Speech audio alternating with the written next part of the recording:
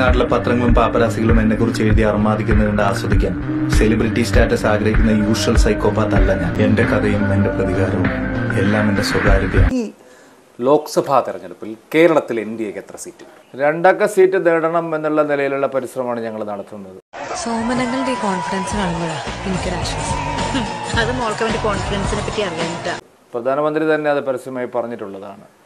കാരണം കഴിഞ്ഞ കാലങ്ങളിലുള്ള സാഹചര്യമല്ല ഇപ്രാവശ്യമുള്ളത്. സുരേന്ദ്ര വളരെ വ്യക്തമാണ്. 2 മുന്നണികൾക്കും എതിരായിട്ടുള്ള ശക്തമായ ജനവികാരമുണ്ട് സംസ്ഥാനത്ത്. മാത്രമല്ല ഇത്തവണ ഇത് ആദ്യമായിട്ടൊരു പോസിറ്റീവ് വോട്ടിംഗ് നടക്കും. എല്ലാ ഇലക്ഷനും ഇതേ കോൺഫിഡൻസ് ആയിരുന്നു. 2024 ഒരാളും, നിങ്ങൾ മാധ്യമങ്ങൾ പോലും രാഹുൽ ഗാന്ധി പ്രധാനമന്ത്രിയാവുന്നു, ഇന്ത്യ മുന്നണി വരുമെന്ന് ആരും അത് പ്രചരിപ്പിച്ചിട്ടും കാര്യമില്ല. ജനങ്ങളാരും അത് വിശ്വസിക്കുന്നില്ല. ശശി തരൂരിന്റെ ഇറിറ്റേഷൻ, ഇത്രയും ഒരു അസ്വസ്ഥത ഞാനൊരു കാൻഡിഡേറ്റിന് കണ്ടിട്ടില്ല. അദ്ദേഹം വളരെ ചീപ്പായിട്ട് ഇതല്ല പോലെ സംസാരിക്കാൻ തുടങ്ങി. ഒരു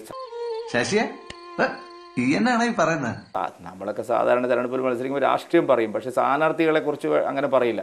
നീ അങ്ങനെയല്ലല്ലോ നേരത്തെ പറഞ്ഞത്.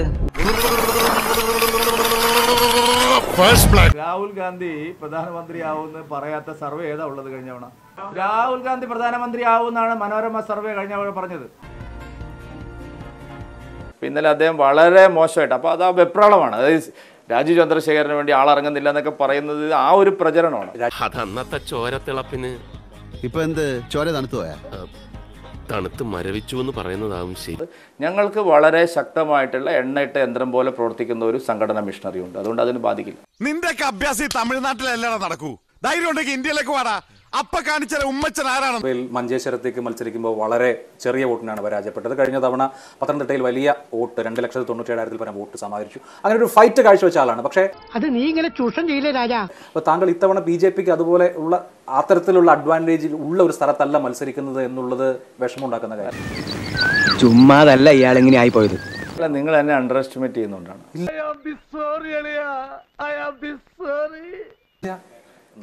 വയനാട് പാർലമെന്റ്, വയനാട് ലോക്സഭ ഇലക്ഷന്റെ റിസൾട്ട് വന്നിട്ട് നമുക്ക് ഇതുപോലെ ചർച്ച ചെയ്യാം.